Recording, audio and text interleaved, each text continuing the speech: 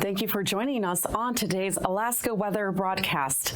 I'm Emily Niebuhr. It's June 23rd, 2023. You can reach us at 1-855-937-4977 by phone or weather.gov/Alaska on the web, or finally at nws.ar.tvweather@noaa.gov. So please reach out. We love to hear from you. Here's a quick overview of our weather headlines today. We have a gale force low coming up impacting Kodiak and the Gulf Coast for Saturday, and the Gulf Coast more so on Sunday. Thunderstorms are possible in the east interior on Saturday. And finally, our fire risk remains fairly low for this time of year. Here's the latest and greatest from our Alaska Interagency Coordination Center and from our predictive services. So again, just hot off the press, only a day old, we have minimal wildfire risk for South Central due to ongoing bouts of rain and cool temperatures. We have the subsurface duff layer is still comparatively damp and cool for late June in most areas. The one exception to this is the upper Yukon Valley. We are expecting thunderstorms into the weekend, but we are expecting there to be enough rain to render new starts of wildfires unlikely. So we aren't expecting dry thunderstorms at this point. Upper Yukon Valley will continue to have Alaska's most burnable fuels. This is hot off the press from our Fairbanks forecast office, showing again they're not expecting advisories at this point, but there are going to be scattered thunderstorms in the Fairbanks area and isolated thunderstorms as you move out towards Bettle and McGrath. So be prepared, travel safely, and watch out for lightning risks. But again, no severe weather expected at this time. Meanwhile, as you go further south, we're expecting unseasonably moist and breezy conditions ahead on Sunday. So again, depending where you are on the coast, it may hit you at a different time, but Kodiak, probably Saturday into Sunday, and more in the kind of Seward area and Cook Inlet area, more so on Sunday. But again, we're expecting strong winds, unseasonable strong winds and waves in the Northern Gulf, Barren Islands, Kamishak Bay, and also strong southeasterly winds for Trinidad, Portage Valley, and the Anchorage hillside. So if you're going to be out hiking, be prepared as well for rainy and windy conditions on Sunday especially. Again, as we were saying, our fire danger is fairly low. This is a map showing where grass conditions might be a little drier and more a greater risk for fire starts. But you can see for most of that risk, it's fairly low. You have to go, and it's only in the interior in a small area where we're even looking at a higher risk. Let's look at your current satellite imagery. This is the low that's been impacting the Bering Sea for much of the day, and as you can tell, it's not moving very fast. Here's the actual weather map of that. It's a 993 millibar low, and again, it's spinning slow and hanging out just north of the central Bering, bringing widespread rain to the Bering Sea and some locally gusty winds. Meanwhile, as you go to the north, we have a trough that's spread across much of the center interior, so triggering a few showers in that region. Meanwhile, we have a high pressure system just east of the Panhandle, bringing drier conditions currently for today. As we go into tonight, that high pressure system in the north coast continues to drift to the east, and there still will be supporting local fog and stratus along the coast. Meanwhile, we're expecting again some showers due to that trough in the central areas of our state. And meanwhile, out west, that low pressure system in the Bering continues to linger and stay at about the same intensity in the area. So again, wet tonight across much of the Bering and along the coastal regions. Saturday, again, that low pressure system just doesn't want to budge. It's going to be bringing widespread rain, showers, and some gusty conditions. But look further to south of Kodiak Island. We have a 990 millibar low that has really strong pressure gradient with it and strong front. And as that moves towards Kodiak Island Saturday and then further north into Sunday, it will be causing unseasonably windy and rainy conditions across much of the coastal regions in the western parts of our state. And Sunday, again, you can see this gradient continues even as that low pressure system slowly dissipates. It's still going to be causing strong pressure gradient and winds across the area and lots of waves. So again, if you're going to be traveling this weekend by boat, be especially cautious because this is a little strong for this time of year. Usually not our summer weather. For Saturday morning, for our lows, again, pretty similar across much of the state. We're looking at lows in the lower 50s to a few upper 40s, maybe near Kodiak, a little chillier. Saturday afternoon looks like a wonderful day. We're getting 70s near Golconda and 60s as you go towards Talkeetna. And again, in the Juneau area, we're looking at mid-60s as well. A little cooler as you get closer to the front and low pressure system. Meanwhile, Sunday morning again starts out with temperatures mostly in the lower 50s to upper 40s. By Sunday afternoon, again, we're seeing temperatures near 70 in Golconda area and 63 in Anchorage and in the low 60s along the Kenai Peninsula. Saturday morning along the Arctic coast, we are looking at temperatures a little bit above freezing, but some cool temperatures there and some morning fog. As you go out west towards the Seward Peninsula, we're looking at temperatures at about the mid-40s to start your Saturday off with. By the afternoon hours, we're looking at temperatures in the 80s in the interior and near 80 in Fairbanks areas. So a nice summer Saturday for you out in those areas. But again, be careful for some developing thunderstorms by the afternoon hours. Sunday morning, again, we're starting with temperatures a little warmer as that high pressure system moves out to the east along the Arctic coast. So some temperatures in the upper 30s and even a 45. As we go towards the Seward Peninsula, again, we're looking at temperatures near 40 for your Sunday morning. Again, a warm Sunday afternoon for portions of the interior, up to 80 again, and then the Fairbanks area a little cooler, 73 for your interior temperatures. But again, some nice warm summer weather we're looking at in the interior. Now, as we go further west, we're getting closer to that low. So a soggy start. We're looking at temperatures in the mid-40s for your Saturday morning. Saturday afternoon, temperatures again are still going to stay fairly cold with that low nearby. So in the mid-50s along the coast, maybe up to 60 near Bethel. Sunday morning, again, staying around the mid-40s, but by Sunday afternoon, again, staying fairly cool with that low-pressure system moving in. The slightly warmer temperatures in the interior farther away from the low. Let's look at your Climate Prediction Center outlook. We're seeing from June 29th to July 3rd, again, bumping against that holiday of the 4th of July. We're looking at temperatures are expected to stay below normal, and that includes parts of the Panhandle into South Central for your Anchorage area. Again, we're for the next 6 to 10 days cooler than average. Meanwhile, in the interior, we're looking at near average conditions for your temperatures and a little warmer than average along the Arctic coast. Again, from June 29th to July 3rd, we're looking at above average precipitation across much of the state, with the greatest chance to be above average near the Fairbanks in the interior area. But yeah, broadly across the area, we're expected to be a little wetter than we would be on average. And now, aviation weather around Alaska. Thank you for joining us on the aviation portion of this broadcast. So let's take a look at your flying conditions for Saturday morning. Again, red denotes IFR, instrument flight rule conditions. So more challenging visibility conditions and lower ceilings across much of the Bering Saturday morning. That's due to that low pressure system that's been fairly stagnant. As we go towards the Gulf of Alaska, we also have IFR conditions. It's a weakening system that's just lingering and keeping some stratus and fog in that area for your Saturday morning. By your afternoon hours, conditions prove a little bit with diurnal warming, but you can see again across much of the state fairly good ceilings and visibility conditions.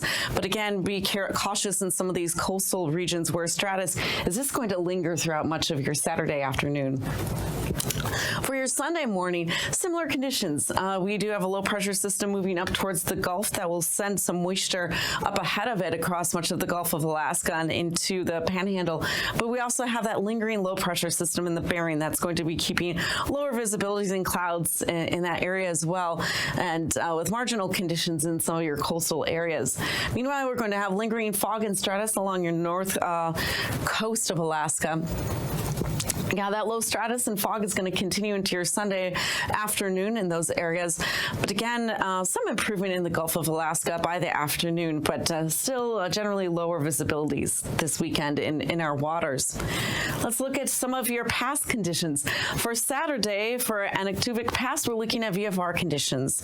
But again, if you go north, again, we're going to be looking at some clouds along the North Arctic coast. So be aware you'll run into lower visibilities as you come out of that pass. Same thing for Adigan. You might run into some low stratus along the North Arctic coast. For Lake Clark, and Merrill, we're looking at MVFR conditions for your Saturday. Rainy Pass, we're expecting MVFR conditions for your Saturday. For Windy Pass, we're expecting VFR conditions. Isabel Pass, VFR conditions for your Saturday. Again, much of the interior is going to be having VFR conditions, and that includes Mentasta. For Tahina, we'll start at VFR, but MVFR by the afternoon hours. Portage, however, being along the coast, we're expecting IFR conditions for much of your Saturday, but with MVFR conditions as you go west in the pass. Chilkoot, we're going to experience, again, start MVFR conditions, but IFR conditions by the afternoon hours. Let's take a look at freezing levels across the state. We are looking at some ceiling, or excuse me, 8,000 foot levels across much of the state, 10,000 feet for your freezing levels as you go towards the Yukon and eastern portions of the state. So you really have to go fairly far north to run into 2,000 or even 6,000 feet. For your icing, again, our main concern is going to be associated with that low pressure system in the Bering with its moisture and cooler temperatures.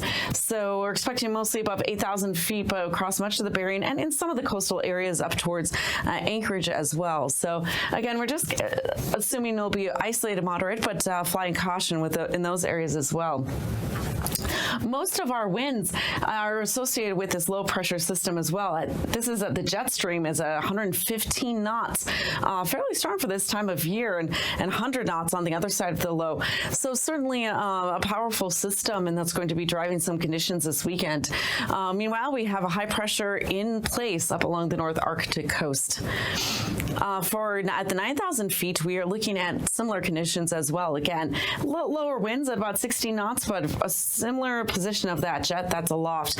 And again, so up to 45 knots on the backside of that low. At 3,000 feet, we are looking at 55 knots, again, in the Gulf of Alaska, and again, some gusts along the backside of that low at about 3,000 feet. Meanwhile, again, high pressure remains, keeping winds fairly calm across much of the state for Saturday. Let's take a look at your turbulence. Again, it's mostly associated with that low pressure system and those jets we were just talking about. So I'll expect some turbulence from the surface to 6,000 feet at Dutch Harbor and in the eastern Aleutians, but portions of the central Aleutians as well. We also could be expecting on Saturday some low-level turbulence in portions of Kodiak Island and along the Alaska Peninsula and southern portions of Cook Inlet. So fly with caution if you are going to be going in those areas. That's where we're expecting most of the turbulence to be occurring on Saturday.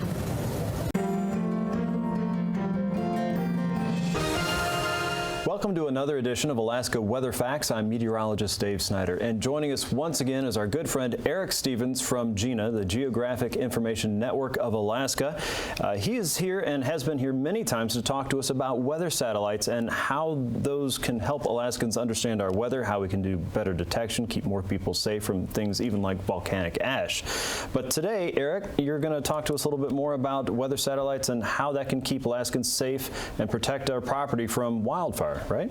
That's right, Dave. Today's topic is where there's smoke, there's fire. And thanks for having us back again to Alaska Anytime. Weather. Well, weather satellites have a lot of different instruments on them. It turns out that the electromagnetic spectrum has a lot going on in it, and only one part of that is visible light, what we see. Right. Weather satellites, of course, report that. Today's topic is wildfires. Okay. There are some people who say that in Alaska in the summertime you don't have severe weather. These people are usually from Oklahoma or somewhere, and F5 tornadoes tend not to occur in Alaska. Right. People have also said what we do have in the summer. What is Alaska's severe summer weather? Can be hydrology, right, flash flood and erosion in the mountains and things like that, and fires, wildfires. Absolutely. Those were here in 2004, certainly remember that. We've got an example here from 2014. Now, it was a quiet season overall, but in May, down on the Kenai Peninsula, we had a wildfire on the Funny River, and this is a satellite image from a polar orbiter that went right over Alaska, and we can see the plume of smoke coming out of that fire on the Kenai, curling down. It's caught in the wind. Right. It goes down toward Kodiak Island, curves around. You can see it circulating around a low-pressure system that's in the Gulf of Alaska. It was a beautiful picture. Oh, my gosh. Except there was a fire. There's a fire there. The nice thing is with this satellite image, you can tell where the fire origin is, where the smoke is coming from, and it's a color image. We're looking at the wavelength spectrum of about 0.4 to 0.7 micrometers or microns. That's what the human eye would see. If you were riding on the satellite and look down, you could see this kind of an image. Right. So that's pretty nice. But it turns out there's more to the electromagnetic spectrum than just visible light. Okay. You've heard of infrared, ultraviolet, that kind of thing. If we move into longer wavelengths, let's go to one specifically, 3.7 microns. Okay, 3.7. Why worry about that one? Okay. Well, we've got an example here. 3.7, it turns out, happens to be very sensitive to a certain temperature range, temperatures where fires burn. Okay. And so we've got an example zoomed in a little more from that same Funny River fire down on the Kenai Peninsula, and we can see that you get up into a few hundred degrees Fahrenheit, and that's where the colors are. We can see there on the Funny River fire to the west and to the east, almost a horseshoe shape there, is not only we're seeing where the fire is in a general sense, but specifically where it's the active fire. That is where it's burning right now. And it's 3.7 microns is the important temperature there. Okay.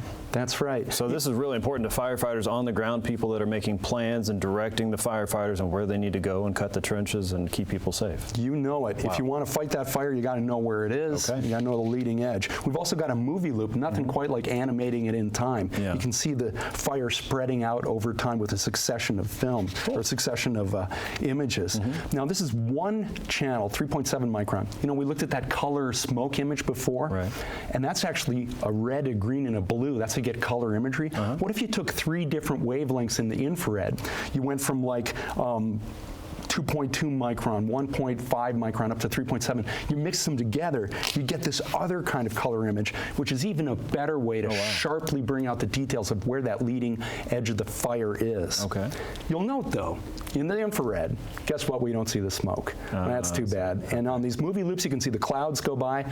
These channels can't see through clouds. The lesson is there's no one perfect solution. You got to have the visible, you got to have some of that infrared single 3.7 channels, some of the infrared mixing to help get a different perspective. Another one, we've talked before about a fun channel called the day-night band. Yes, one of my favorites. Oh, yeah. And in Alaska in the winter, it's great. We've got all this darkness. The day-night band is so sensitive to seeing light.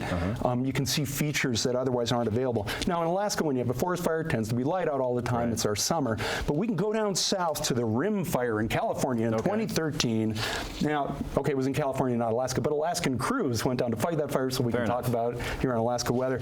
Here we have a 3.7 micron channel shot of the Rim Fire, again, kind of a horseshoe shape, showing that active fire front down there. And then we'll look again to the day-night band, the visible light, and then you can see how the fire is all bright. You can see the active fire front and actually the city lights over there too. Turns out that the cities, while they're active in a social sense, are not really hot in a fire sense. So they don't show up in the 3.7 micron. They're not hot like a fire is, but the fire in the cities look the same from a visible light perspective. And a fun thing here too is that we can see the smoke plume going north from the Rim Fire on the day-night band. So if we were ever to have, like in 2004 in Alaska, you get dark at night, we still had an active fire season that year. That was you know, that really bad year. The day-night band didn't exist then, but if we had fires now in August, we could use it then. The lesson here is weather satellites, they offer many different wavelengths of light. Some are used for different purposes, and some of these that we just looked at tonight are especially helpful here in Alaska to find and to track the behavior of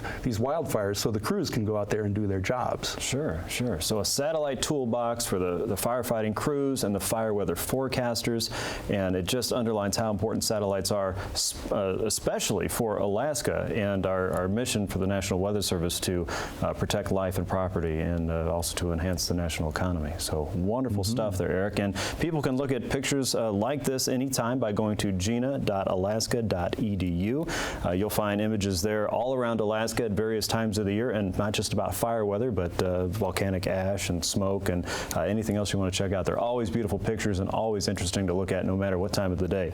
Thanks again for joining us, Eric. We appreciate it and welcome you back anytime. For this edition of Alaska Weather Facts, I'm meteorologist Dave Snyder. See you next time.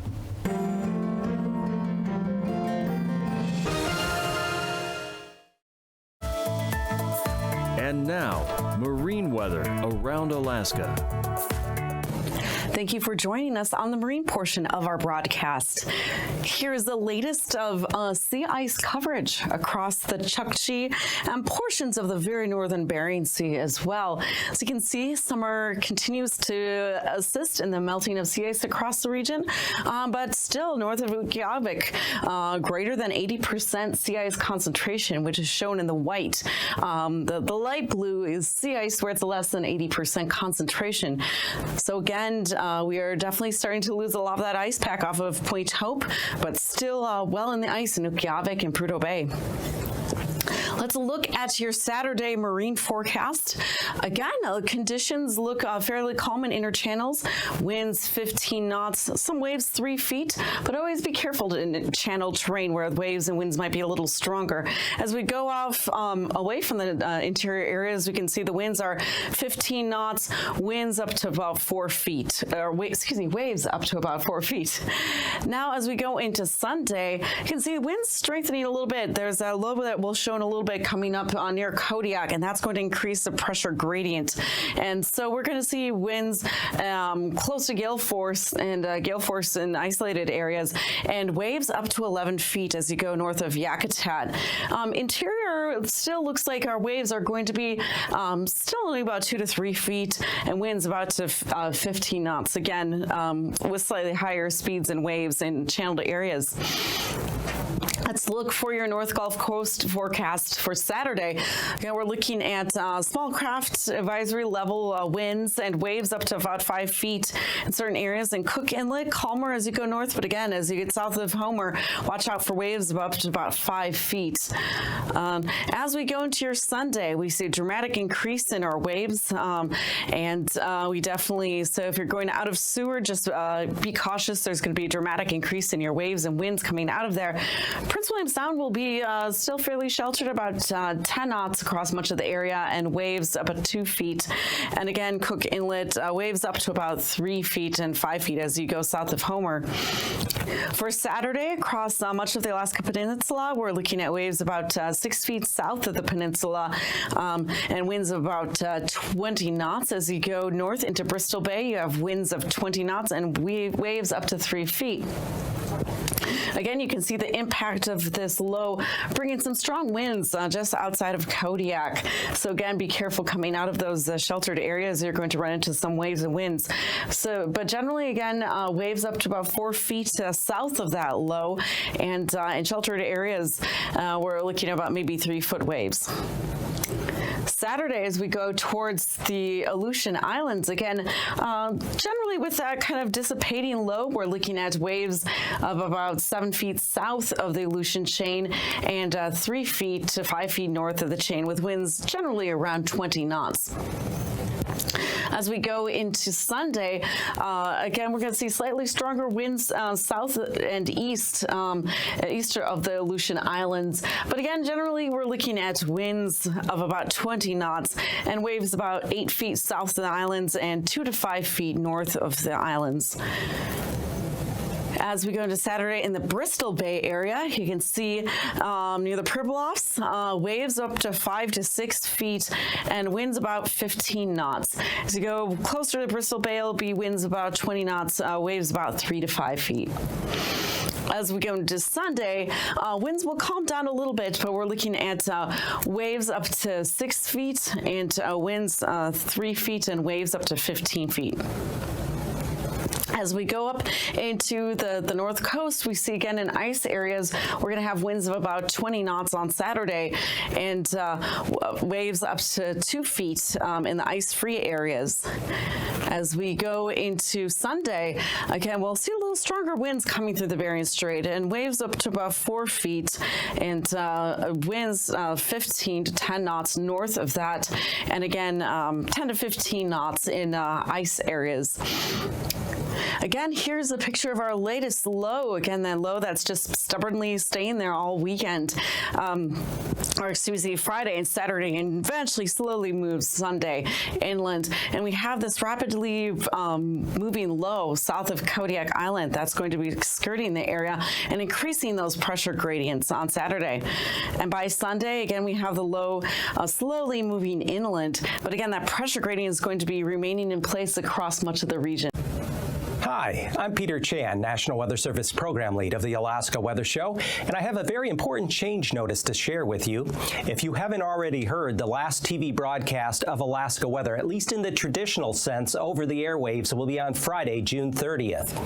Starting on July 1st, the National Weather Service will provide a modified web-based version of the program on a new YouTube channel. We will be moving on YouTube from the Alaska Public Media site to @NWS Alaska, so you can go ahead and subscribe to this channel ahead of time. A public comment period remains open through July 30th, so please send your comments and concerns to nws.service-change-comments@noaa.gov. If you have any additional questions, you may reach carrie.haisley@noaa.gov and donald.moore@noaa.gov. We thank you for your patience and understanding. These forecasts are for planning purposes only. Call 1-800-WX-BRIEF for a formal pre-flight briefing. Always file a flight plan before you go flying. The U.S. Coast Guard Auxiliary urges you to leave a float plan with a friend or the harbor master before you go boating.